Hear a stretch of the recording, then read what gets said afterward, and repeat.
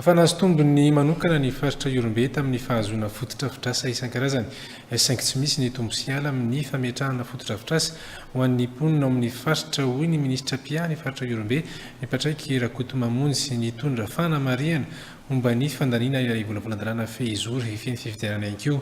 Ny ministry ny postra sy ny fifandraisan-davitra samy mitady ny tombotsoan'ny firenena na ny solombavam-bahoaka mpanohatra na ny pomba ny fitondrana ka tsy tokony hifanao fahavalo, hoy ny ministry ny postra. Fanadidina. Anisan'ilay ara-pamehan'ny filoham-pirenena ny fametrahana jiro eny amin'ny tontolo ambanivohitra, hoy ny ministry ny postra.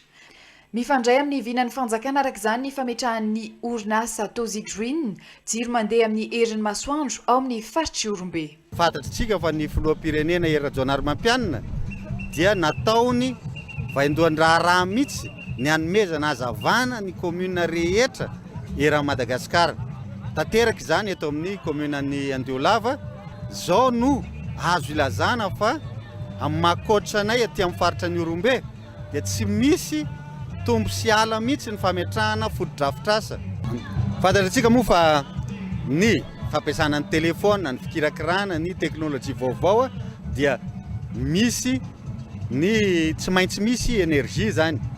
Koa aty amin'ny commune rurale, ny commune rurale ny Iorombe zany dia efa isy espace numérique natao ampianarana ireo tanora ny fikirakirana an'izany. Ary raha enontsika ny fitoam-bita izay nataon'ny filoham-pirenena, ny fitoam-bita fa 770 reny dia nitodika tanteraka amin'ny tanora izy ary napirisika ny tanora ahay hikirakira ny teknôlôjia vaovao dia adidin'ny ministeranay zany no manao izay ampiroboroban'izany ny eran'ny Madagasikara ray manontolo. Fantondra fanamariana mahakasika ny fandaniana ny volavolan-dalàna Fehizory momba ny fifidianana ny ministry ny postra. Na dia efa misy aza ny demokrasia eto Madagasikara, mbola mitavosavoza ny fampiarana azy, hoy ny ministry ny postra. Nanamafy ny tenany fa tsy tokony hifandrafy ny samy malagasy noho ny hevitra tsy mitovy. Tsara manamarika fa tsika dia miaina ao anatin'ny demokrasia ary miaina ao anatin'ny tany tan-dalàna. Izay ny demokrasia tokony ho ekentsika rehetra zany ary miatomboka aminay zany.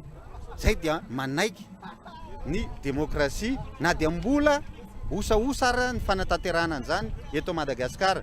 Nefa tsy tokony alokaloka amin'izay tsika fa tokony hijery hatrany tombotsoa ambonin'ny firenena ary ny fifidianana anatin'ny fitoniana sy fanarahana lalàna ihany no ahafahantsika mampandroso miaraka an'ity firenena ity.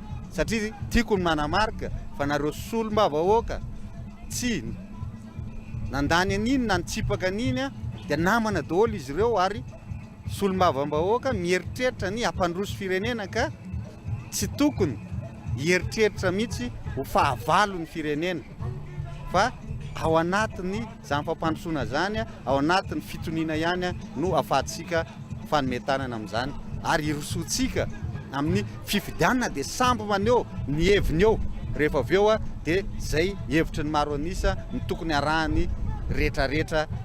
Efapolo mahery tamin'ireo fanovana 720 no entin'ny komisiona no nankatoavina nandritry ny fandaniana n'ilay volavolan-dalàna ho iatran'ny ministry ny postra.